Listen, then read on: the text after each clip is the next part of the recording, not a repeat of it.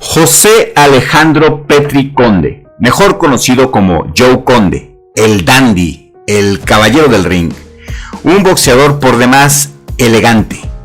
La vida del mazatleco de origen escocés, popularizado en toda la nación como Joe Conde, es mágica, mis amigos, como extraída de un cuento de los hermanos Grimm. Estuvo envuelta en disímbolos capítulos arriba y abajo de los cuadriláteros, llevándonos a imaginarla en pantalla de una superproducción, pero lo mismo nos traslada al México postrevolucionario. José Alejandro Petri Conde fue campeón de peso pluma del Pacífico, campeón de peso pluma nacional y campeón de peso ligero nacional.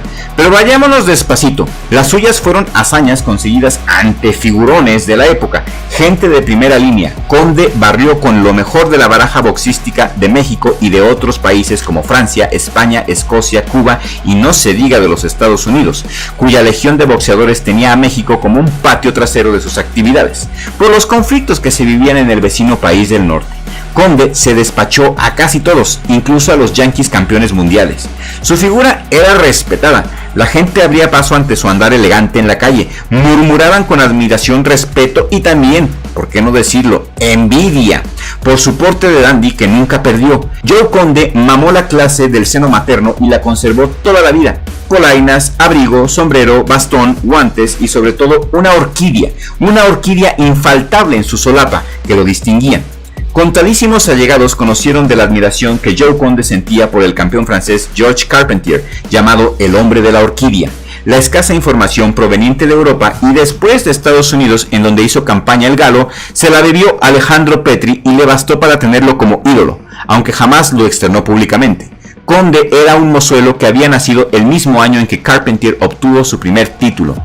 Nació en el puerto de Mazatlán el 3 de septiembre de 1911, en plenas luchas revolucionarias, justo en el mes patrio a 101 años de la independencia. Su padre fue el ingeniero industrial electricista Jaime Petri, llegado de Escocia para instalar la planta de luz en el puerto.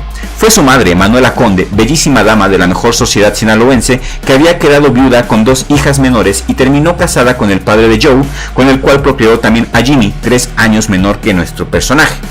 Uno de los múltiples capítulos de su vida obligó a la familia a emigrar a los Estados Unidos. En 1914, en el fragor de las batallas, se acercaron a Mazatlán tropas revolucionarias encabezadas por el general Ángel Flores. Este era un mazatleco resentido social que antes del movimiento revolucionario había sido cargador en los muelles del puerto y se encargaba de llevar la mercancía a una tienda de los tíos de Joe Conde. Flores detestaba gratuitamente a la familia Conde, era un maldito envidioso, por el simple hecho de verlos trajeados, limpios, educados y de buen porte. Advertido el padre de Joe que se acercaban los rebeldes, logró llegar hasta la Loma Atravesada, sitio en donde se encontraba la planta de luz, y dejó el puerto sin energía eléctrica para evitar un ataque nocturno, desatando la ira del general Flores, que en represalia fusiló a Roberto Conde con un tiro de gracia. Sí, fusilaron al tío de Joe, lo que obligó a la familia Petri Conde a emigrar en un barco de guerra a San Francisco, California. Los primeros pasos en el boxeo los aprendió de su padre Jaime, que lo había practicado en su natal Escocia a nivel amateur, pero fue un boxeador profesional mexicano, avecindado en San Francisco, de nombre Ignacio Galván, el que lo preparó, lo entrenó y lo hizo debutar en peso mosca a los 17 años en el terreno amateur, mintiendo en la edad a la Comisión de Boxeo de San Francisco. La pelea tuvo lugar en el Park Athletic Club y ganó por nocaut. Esa fue la primera de las peleas que lo llevó a coronarse campeón de peso mosca y gallo como aficionado de ese club. La calidad de su boxeo llamó la atención de John Corbett, campeón de la costa del Pacífico, que se preparaba para disputar el título del mundo a Jackie Fields, y le pidió a Conde que lo auxiliara en las sesiones de boxeo por su estilo. Le pidió que fuera su sparring. Conde, que estudiaba la high school, aceptó. Corbett se coronó campeón mundial. El mazatleco a los 18 años debutó profesionalmente en San Francisco ante Marcial Zúñiga y perdió por decisión. De regreso a Mazatlán, su primer pelea fue contra el colmilludo Mike Herrera, por la ridícula suma de 20 pesos que le pagó el promotor Luciano Gómez Llanos y que Conde aceptó, para acallar las murmuraciones que lo tachaban de homosexual, ya que acostumbraba a vestir con una gardenia en el ojal, y ustedes ya saben cómo somos de carrillas los mexicanos. La prueba de fuego para Alejandro Conde fue ante el campeón nacional de los ligeros Manuel Villa. Para este pleito ya fue anunciado como el dandy.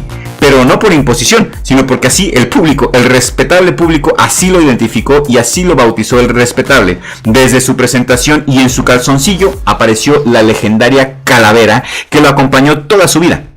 La pelea que tuvo lugar en el Teatro Rubio de Mazatlán fue chingoncísima. Villa era un peleador fuerte que dominaba el infight a la perfección. Los dos primeros asaltos los ganó tranquilamente, pero a partir del tercero la pelea fue de Conde y para no dejar dudas lo noqueó en el sexto episodio. La gente enloqueció y llevó a Joe Conde en hombros hasta su casa. Se ganó el cariño del respetable público por su boxeo tan efectivo y tan elegante, tan técnico.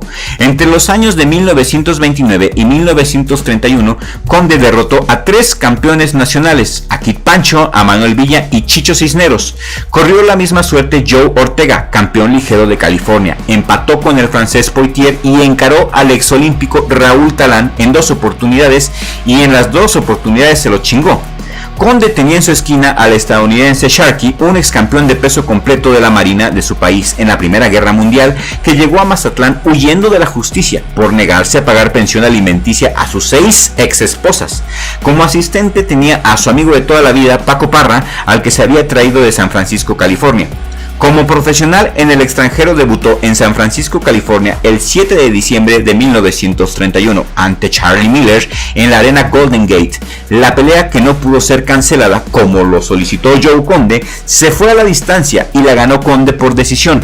4 días antes había fallecido su madre Manuela en Mazatlán y él no pudo asistir al sepelio por el compromiso firmado, por eso quería cancelar la pelea. Cuando terminó su contrato con Paddy Ryan en Estados Unidos, Joe Conde regresó a Mazatlán, casado con su prima Josefita. Ahora vestía polainas, abrigo, traje, bastón, sombrero, guantes y su orquídea en el ojal. El 31 de mayo de 1932 reapareció en el Teatro Rubio del Puerto, escenario que abarrotó, y lo hizo ante el durísimo español Kid Plaza, a quien derrotó por nocaut. Pasados solamente 11 días, noqueó al zurdo de Phoenix, Arizona, Mike Woosley, en el mismo teatro, y para ese entonces su entrenador era un masajista al que llamaba Sonny Boy. Le siguieron Joe Mancilla, noqueado en el 9º, y Cecilio Lozada, campeón de 4 estados. De ahí Conde viajó a la capital mexicana a dar cátedra de boxeo, contratado por Jimmy Fitton. Joe Conde era el coco de los boxeadores capitalinos, así le llamaba la prensa, y así como para calarlo, Fitton le puso para su debut al ídolo de los capitalinos, a Chucho Nájera. El encuentro contra Chucho Nájera tuvo lugar en la Arena Nacional el 24 de septiembre de 1932. Era su presentación en la alta sociedad. La arena, 2 horas antes del combate, ya estaba al máximo, con un público expectante de confirmar las maravillas que se hablaba la prensa de aquel extraño, raro y perfumado boxeador que llegaba de bastón, polainas, sombrero y guantes a la arena, hablando inglés con el judío promotor Jimmy Fitton. Joe Conde subió al ring con una elegante bata, luciendo su calavera, y el cinturón que lo erigía campeón del Pacífico. La mayoría del público, el respetable, le chifló, le mentó la madre, aunque Conde llevaba una pequeña porra sinaloense. Su boxeo educado y efectivo maravilló al respetable público, a la prensa y a los jueces, y se llevó una amplia decisión.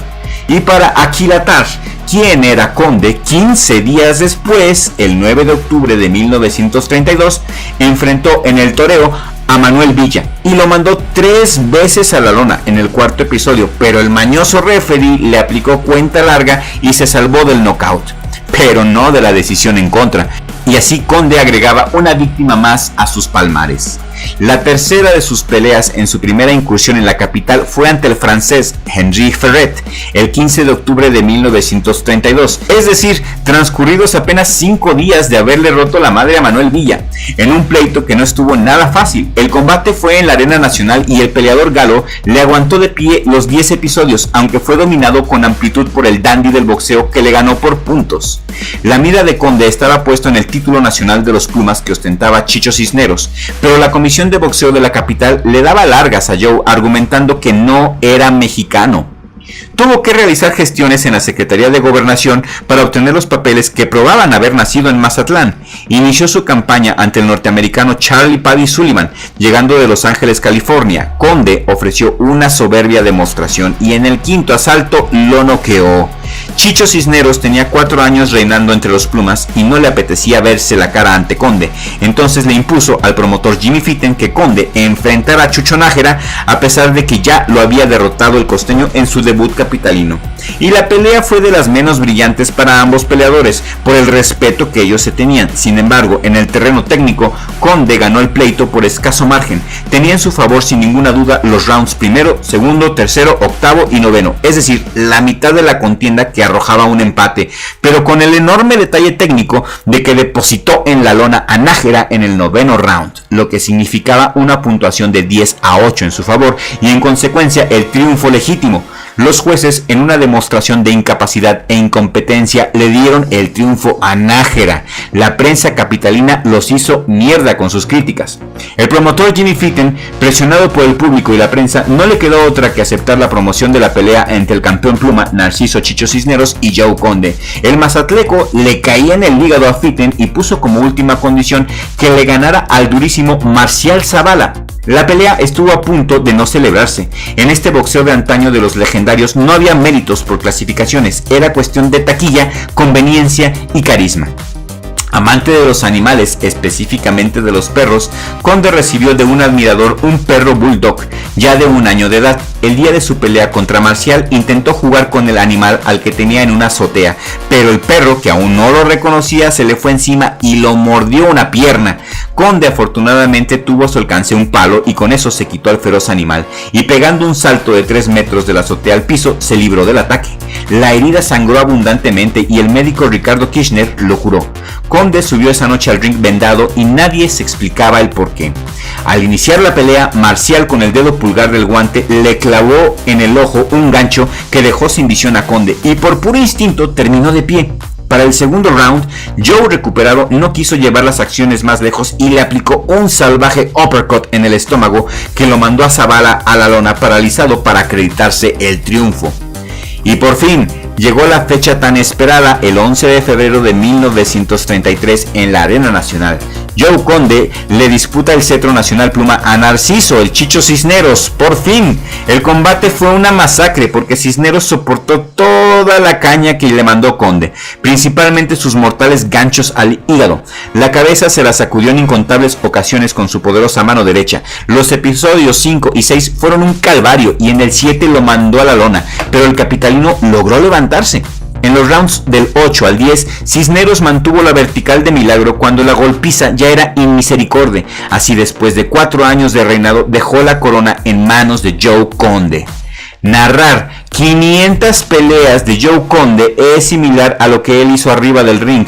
Nos concretaremos a 3 más. El veracruzano Juan Zurita le ganó en el primer pleito que sostuvieron por decisión, incluso lo tuvo en la lona. La pelea fue sin el título en juego. La revancha se la concretó irresponsablemente Jimmy Fitton a base de engaños. Fitton no aceptaba que las condiciones de sus peleas las impusiera Conde y no el promotor, para evitar ser explotado como lo eran todos los pugilistas sin excepción.